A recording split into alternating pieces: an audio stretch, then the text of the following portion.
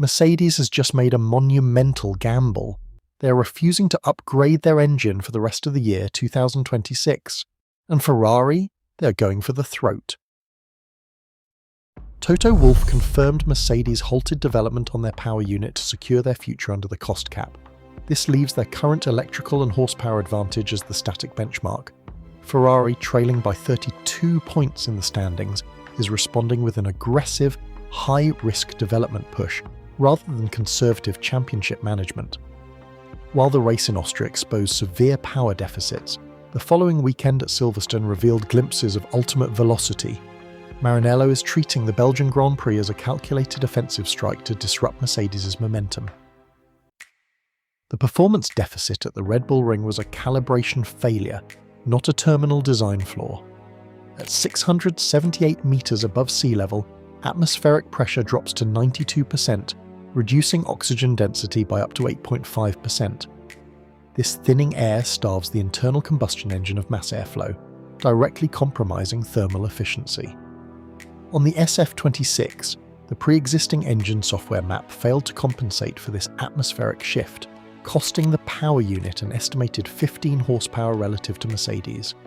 This was an ignition and fuel mapping mismatch under low-density conditions, rather than a physical limitation of the power unit. Silverstone provided the real-world validation of the corrected software calibration. At sea level, with air density restored, the updated software advanced ignition timing and optimized the hybrid electric torque split for maximum thermal efficiency. Telemetry from the speed trap confirmed the hardware's actual ceiling. Lewis Hamilton registered 322 km/h through the speed trap, whereas Andrea Kimi Antonelli, running the baseline Mercedes power unit, capped at 314 km/h. This 8 km/h differential represents a 2.5% velocity advantage on the straight. The swing is not the product of a standard qualifying mode. The revised fuel flow modulation and optimized energy recovery system deployment delivered a calculated torque increase, proving that the combustion recovery is real when environmental variables and software mapping align. The concept is validated. The question now is whether this straight-line pace can be converted into lap time. The 2026 regulations shift the battleground. It's no longer just about who has the most downforce, it's about who can shed it the fastest. To weaponize this straight-line potential at Spa-Francorchamps, Ferrari is introducing a revised ultra-low drag rear wing assembly, designated in technical circles as the Macarena concept. This aerodynamic upgrade departs from conventional drag reduction philosophies by targeting boundary layer separation through aggressive geometric reconfiguration rather than minor profile adjustments. The primary mechanical thesis of the design relies on a massive expansion of the gap between the main plane and the active flap. Standard wings under current regulations typically constrain this separation to 70 mm. Ferrari's design expands this physical gap to approximately 120 mm. This physical expansion is engineered to exploit the 2026 Active Aerodynamics framework. Under straight mode activation, electronic actuators rotate the flap up to 270 degrees. This extreme rotation flips the profile into a convex up orientation, effectively transforming the rear wing from a downforce producing device into an ultra-low drag element resembling an inverted aircraft wing. The primary performance objective is pure drag shedding.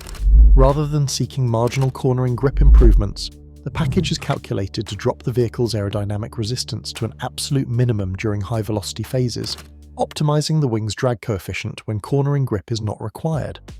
According to reports from Italian media outlets, including Gazzetta Ferrari and Motorsport Italia, this extreme aerodynamic reconfiguration is projected to yield an estimated top speed increase of up to 11 km/h along the Kemmel Straight.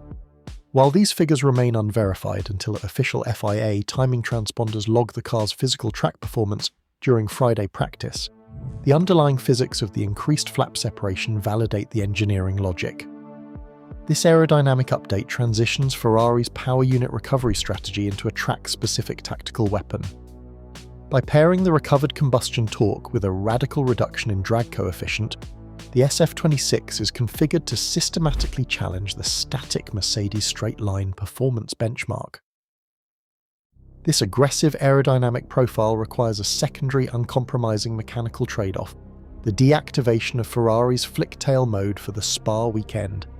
The system, designated FTM, channels high-energy exhaust gases over the rear diffuser to generate consistent aerodynamic downforce. However, forcing the power unit to sustain this blown exhaust behaviour incurs an immediate thermal and pneumatic penalty.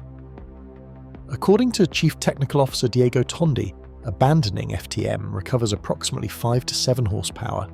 In the margins of the 2026 title fight, that recovered energy is directed straight to the rear wheels, boosting terminal velocity along the Kemmel Straight.